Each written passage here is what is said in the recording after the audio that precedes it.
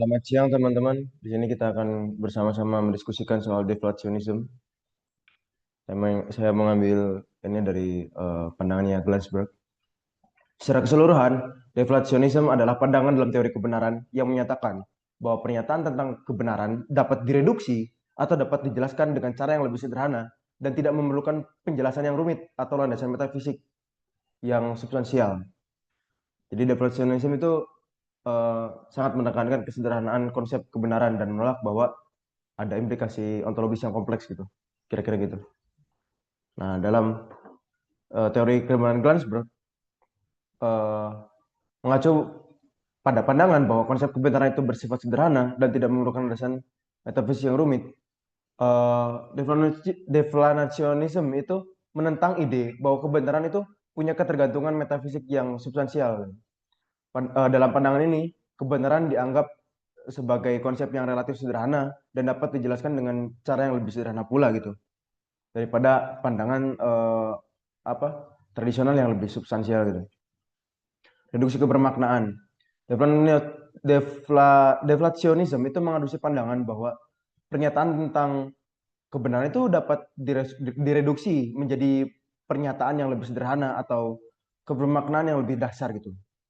Misalnya teori redundansi dalam deflationism menyatakan bahwa benar dalam kalimat-kalimat kita sebenarnya tidak memberikan kontribusi yang signifikan terhadap makna atau kebenaran dari pernyataan tersebut.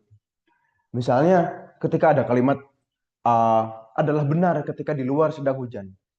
Kalimat adalah benar itu tidak perlu gitu. Karena di luar sedang hujan itu adalah ya kebenaran itu sendiri gitu. Sudah benar itu sendiri gitu. Fokus pada aktus dari ucapan. Jadi sebenarnya uh, untuk memahami kebenaran menurut Glansberg perlu ditekankan betapa pentingnya tindakan dalam ucapan untuk memahami kebenaran itu. Misalnya menyatakan bahwa suatu pernyataan adalah benar, sebenarnya hanya merupakan tindakan yang menegaskan kebenaran pernyataan tersebut. Jadi itu tidak perlu gitu. Contoh, uh, aku benar-benar uh, tidak menyukai es krim gitu, atau aku benar-benar menyukai es krim. Ya, kalau misalnya ucapan itu benar, ya harus ada tindakan yang benar juga gitu.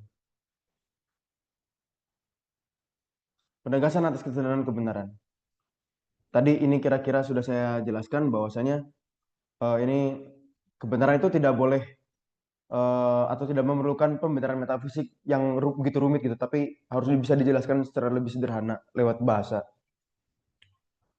Jadi ya meskipun ini peran pentingnya dari predikat kebenaran. Nah, meskipun deflationism itu menolak pandangan substansial tentang kebenaran, deflationism mengakui bahwa predikat kebenaran itu memberikan manfaat praktis dan efisien dalam bahasa kita. Predikat kebenaran memungkinkan kita untuk membuat asumsi buta, mengungkapkan konjungsi atau disjungsi yang terbatas, dan menjalankan tindakan ucapan yang penting dalam komunikasi. Nah, deflationism dalam teori Glassberg itu menawarkan alternatif terhadap teori kebenaran yang lebih apa namanya kompleks gitu. Dia menawarkan yang lebih sederhana daripada hal-hal kompleks tadi gitu. Nah, pendekatan ini mengarah pada pemahaman yang lebih sederhana dan reduksionis tentang kebenaran dengan fokus pada ya tindakan, ucapan dan pengurangan kebermaknaan gitu. Pengurangan yang tidak bermaknaan dalam suatu kalimat gitu. Kira-kira demikian dari saya. Selanjutnya kita diskusi.